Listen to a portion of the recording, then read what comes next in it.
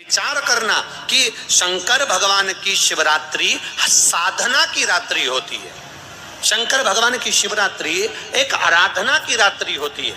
हमने पहले भी कथाओं में कहा, हर महीने शिवरात्रि आती है, प्रत्येक महीने शिवरात्रि पड़ती है, और प्रत्येक महीने की शिवरात्रि पर अगर आपसे बन सके, आप दुनिया में अगर आपके पास में लोग कहें कि ये बहुत गरीब व्यक्ति है, बहुत साधारण व्यक्ति है, इसके पास धन नहीं है, वैभव नहीं है, सत्ता नहीं है, इसके पास खुद का मकान नहीं है, इसके पास खुद की प्रॉपर्टी नहीं है, इसके पास खुद की दुकान नहीं है, दूसरे के यहाँ काम करता है, इसके पास कुछ भी नहीं है, हम उनसे कहेंगे 12 महीने शिवरात्रि आती है, 5 जगह पर चढ़ाई हुई बेलपत्र, आप एक वर्ष 12 शिवरात्रि का एक नियम ले लो, 5 जगह पर बेलपत्र समर्पित करना सीख जाओ। एक बेलपत्र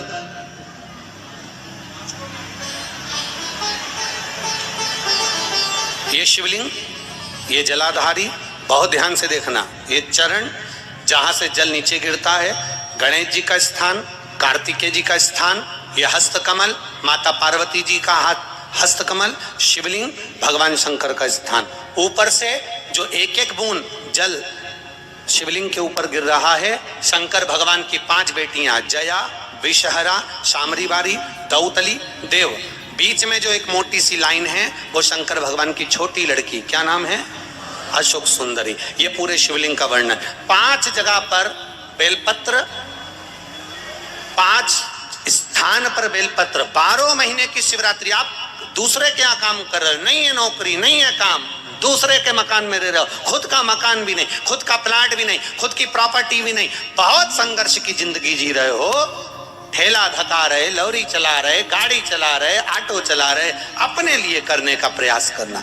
घर में जितने सदस्य हैं, 12 महीने शिवरात्रि आती है, एक बेलपत्र अशोक सुंदरी वाली जगह पर, डंडी का मुंह नीचे की ओर। दूसरी बेलपत्र माता पार्वती जी के हस्त कमल पर। ये तो पत्ती जो होती है, इस पत्ती के 2 भाग शिवलिंग के बीच में हो। तीसरी बेलपत्र भगवान शंकर के शिवलिंग पर, डंडी का भाग आपके विपरीत दिशा में हो, विपरीत दिशा। चौथी बेलपत्र भगवान शंकर का जहां से जल बहकर जाता है, जमीन पर जो जल बहता है, जमीन पे से जो जल बहकर जाता है, चौथी बेलपत्र उस जमीन के जल पर जहां से वो पानी बहकर जा रहा है, पूरे शिवलिंग को छोड़कर जहां से पानी जमीन पर बहकर जा रहा है उस स्थान पर। और 5वीं बेलपत्र नंदी का जो पांव ऊपर उठा हुआ है, उस पांव के पास में 5वीं बेलपत्र समर्पित करना। एक शिवरात्रि से लेकर 12 शिवरात्रि जो 1 वर्ष तक कर लेता है, 1 वर्ष अपनी कड़ी मेहनत के साथ में मेहनत पूरी करना। और ये 5 बेलपत्र हर महीने जो शिवरात्रि आती है उस पे समर्पित करना प्रारंभ कर दीजिए और मेहनत करना प्रारंभ कर दीजिए। आपको आपके कर्म का फल मिलेगा। साल भर के अंदर आप अच्छे बनकर बैठ सकते हैं। हर होते हैं महाराज। श्वास कहता है अमावस्या के दिन उस साउडी कुआं किसी भी एक जगह पर अपने पूर्वजों का नाम लेकर शाम के समय पर दिया लगाएगा। ये मेरा विश्वास कहता है उसके लिए कुबेर भंडारी भंडार जरूर बनेगा, पितृ भंडार जरूर बनेंगे। ये निश्चित। कोई एग्जाम में बैठ रहे हो, सरकार की कोई परीक्षा दे रहे हो, किसी एग्जाम में बार बार इंटरव्यू दे रहे हो, नहीं निकल रहे हो, चाहे सीए की हो चाहे किसी की भी हो, एक काली मिर्ची शंकर भगवान के शिवलिंग पर चढ़ाई, दूसरी काली मिर्ची को दरवाजे की चौखट पर रख दीजिए। चौखट जानते हैं? चौखट पे रखकर अपने उल्टे पांव को उस काली मिर्ची पर रखिए और घर से बाहर निकल जाइए एग्जाम के लिए। आप उसमें उत्तीर्ण हो जाएंगे। हार नहीं सकते, विजयता आपको प्राप्त हो। काली मिर्ची को नेत्र बिंदु कहा गया। भगवान विष्णु की विजयता के लिए भगवान विष्णु ने अपना नेत्र शंकर को दिया था। शंकर ने सुदर्शन चक्र दिया। आप काली मिर्ची शिव को समर्पित कर फिर जाइए, आपको लाभ मिलेगा।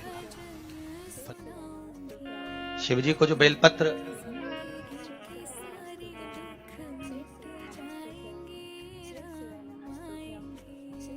समर्पित करी जाती है, उस बेलपत्र का भी भाग स्थापित है। जब आपका बच्चा एग्जाम देने जा रहा है, पढ़ाई करने जा रहा है और पास नहीं हो रहा है, या उसको आपको लग रहा है इसने पढ़ाई नहीं करी, पास नहीं होगा, तो शहद, बेलपत्री की बीच वाली पत्ती पर शहद लगा लीजिए और शंकर भगवान के शिवलिंग पर जाकर उसको बच्चे के हाथ से चिपकवा दीजिए। बच्चे ने भले पढ़ाई नहीं करी हो पूरी साल, पर बच्चा उस सब्जेक्ट में जिस दिन वो बेलपत्री चिपका कर आएगा उस दिन उस सब्जेक्ट में बच्चा पास होकर ही रहेगा, उसका एग्जाम उसको अच्छा प्राप्त हो। बेलपत्र का भी भाग स्थापित है। जब आपका बच्चा एग्जाम देने जा रहा है, पढ़ाई करने जा रहा है और पास नहीं हो रहा है, या उसको आपको लग रहा है इसने पढ़ाई नहीं करी, पास नहीं होगा, तो शहद, बेलपत्री की बीच वाली पत्ती पर शहद लगा लीजिए और शंकर भगवान के शिवलिंग पर जाकर उसको बच्चे के हाथ से चिपकवा दीजिए।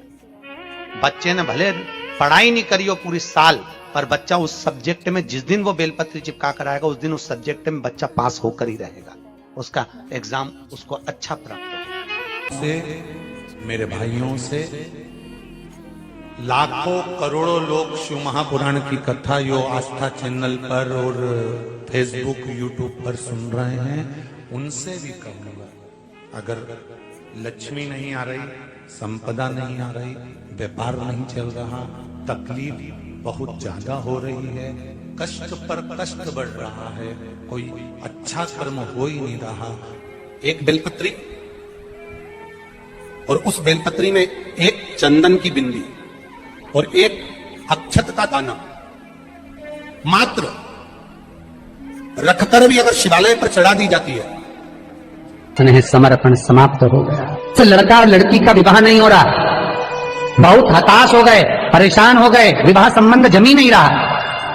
किसी भी बुधवार के दिन तांबे के कलश में चने की दाल को भर लीजिए, किसी भी बुधवार, और तांबे के कलश में चने की दाल को भर लो, उसमें 2 गोल सुपारी रख लो, पूजन वाली सुपारी रखकर 2 सिक्के उसमें रख लो, पीले कपड़े से मुख बांध दो, उसका पूजन करो, बुधवार के दिन भी, और गुरुवार के दिन उसका पूजन स्नान करने के बाद करना, पर घर में किसी से बात मत करना, मुख से शब्द मत, मुख झूठा मत करना। पूजन करने के बाद उल्टे हाथ पर कलश को रखकर सीधे हाथ से ढककर कोई ब्राह्मण के घर में जाकर साथ में किसी को ले जाओ, बिना बोले, बिना बात करे, बिना कहे, साथ जाकर ब्राह्मण का दरवाजा बजा दे, बात कर ले और तुम्हें कह जाओ, पर तुम्हें नहीं बोलना है, और वो कलश ब्राह्मण की अपनी कामना कर कर वो कलश का दान दे दिया जाए। महाराज ज्यादा से ज्यादा 4 महीना 3 महीने के अंदर विवाह संबंध पक्का हो जाता है। विवाह से चने की दाल का दान कोई सहज नहीं है। जिस नारी का रजोधर्म के अंतर्गत नारी को जो परेशानियां होती हैं, कोई के 8 दिन पहले, 4 दिन पहले, 3 दिन पहले कहीं ना कहीं रजोधर्म के अंतर्गत जो बीमारियां होती हैं, उसके लिए महाराज 7 चने की दाल के दाने तुलसी महारानी के सामने कटोरी में रखकर तुलसी के 3 पत्ते उसमें डालकर अपनी मनोकामना कर कर तुलसी में 3 बार जल छोड़कर वो तुलसी और वो चने की दाल ले जाएं और उसको धीरे धीरे कर कर एक एक कर कर सुबह शाम दोपहर में उसको खा लीजिए। रजो धर्म से जुड़ी हुई परेशानी समाप्त। कुछ सहज नहीं है महाराज। चने की दाल को स्वर्ण दान का भी भाव कहा गया। हमारे हिंदू धर्म में चने की दाल को स्वर्ण दान भी करते हैं। जो व्यक्ति स्वर्ण दान नहीं कर पाता वो चने की दाल का दान कर देता है, तो स्वर्ण दान के बराबर मानने वाला। फिर निवेदन करा, चने की दाल का व्याख्यान वर्णन फिर किया गया।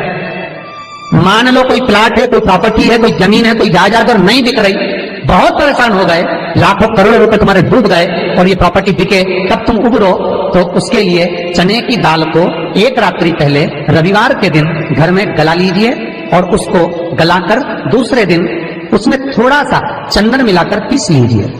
पर पीसना आपको मिक्सर में नहीं है, पीसना आपको सिलबट्टे पर, चकोटी पर जो आपके यहाँ उससे उसको पीस लीजिए।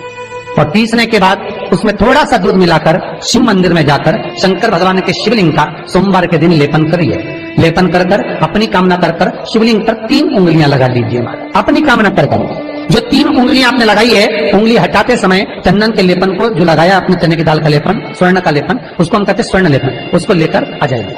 महाराज उसको थोड़ा सा लेकर आ जाओ, एक किसी भी फूल में उसको लगाकर जो जमीन, जो प्रॉपर्टी, जो जगह बेचना है वहां पटक दीजिए महाराज। उसके ग्राहक आना चालू हो जाएंगे और वो प्रॉपर्टी शीघ्र बिक जाएगी। अपनी कामना के अनुसार बिकेगी, कितने में आपको बेचना अपने अनुसार। महाराज चने की दाल स्वर्ण दान के बराबर है। चने की दाल को सहज नहीं समझा जाता, गुरु भक्ति के लिए बहुत मूल है। माताएं कई बार पीले गुरुवार करती हैं या केले के पेड़ के नीचे पूजन करती है तो चने दाल समर्पित करती है। क्यों करती है? उसका भाव है स्वर्ण दान के बराबर। वांछित फल की प्राप्ति के लिए, मनोकामना के लिए। श्री शिवाय नमस्तुभ्यम दोस्तों। तो यहाँ पर पंडित जी ने बहुत ही ज़्यादा अचूक उपाय बताए हैं जो कि आप शिवरात्रि के दिन कर सकते हैं।